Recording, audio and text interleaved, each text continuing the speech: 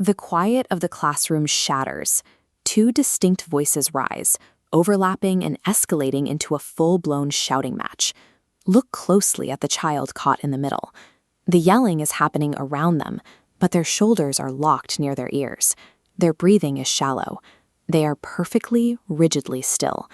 An observer watching this unfold might look at the perfectly silent child and assume they are the mastermind who secretly instigated the entire fight. The reality is highly specific. Moments before, feeling the tension rise in the room, the child leaned over and subtly whispered a targeted comment to a peer. They actively shifted the center of the impending conflict onto someone else. The external illusion of being a calculated instigator masks the physical truth of the moment. This orchestration is a desperate, immediate reflex to secure their physical safety and move entirely out of the blast zone. This pattern starts years earlier. A child attempts to speak up truthfully about something unfair or frightening, and an adult responds with dismissal, anger, or blame. Telling the truth failed to protect them.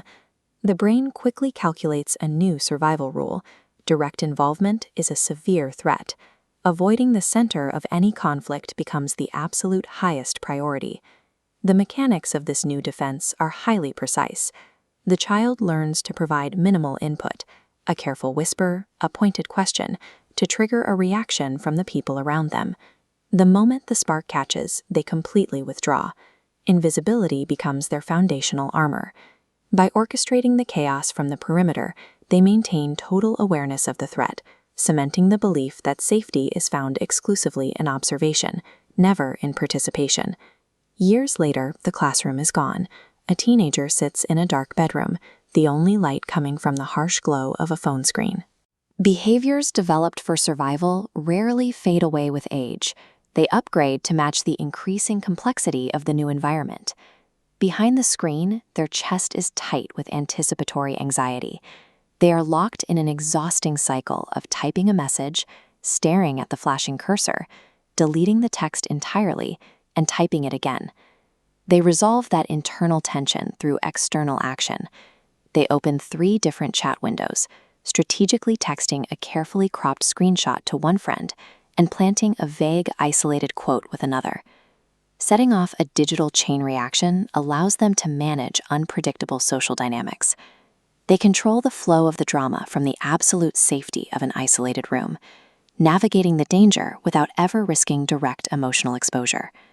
Fast forward to adulthood. The stakes are now tied to a career, sitting in the tense, high-pressure air of a corporate conference room. A misunderstanding has occurred between colleagues, and blame is circling. Internally, the adult experiences the exact same hypervigilance they felt as a child in that classroom. They are deeply defensive and highly guarded. Externally, they present a flawless, impenetrable facade. Their voice drops to a perfectly calm, flat pitch, and they begin to over-explain the timeline of events with meticulous precision. This diagram shows the social architecture of shifting a room. A central node, representing our adult, distributes selective information to the outer nodes, their colleagues. Those outer nodes collide, arguing over new details, while the center remains isolated and unblamed. Colleagues frequently view this as a calculated, malicious power play. In reality, it is an automatic, deeply ingrained trauma reflex firing off to prevent any form of vulnerability. Strip away the office, the phone, and the classroom. Look at the person underneath the pattern in a quiet, unguarded space. The outside world looks at them and sees a compulsive desire for control. The person looks at the world and feels a desperate, lifelong need for safety.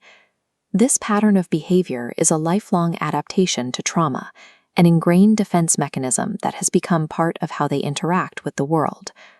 Look back at the original unseen environment, where simply existing inside a conflict was too dangerous. That history is what makes controlling the room from the perimeter feel like the only way to survive. If you recognize this behavioral echo, whether you've watched someone navigate a room this way, or if you're the one pulling the strings from the outside to stay safe, please like, subscribe, and share this video. Identifying the roots of these echoes is how we begin to see the person behind the armor.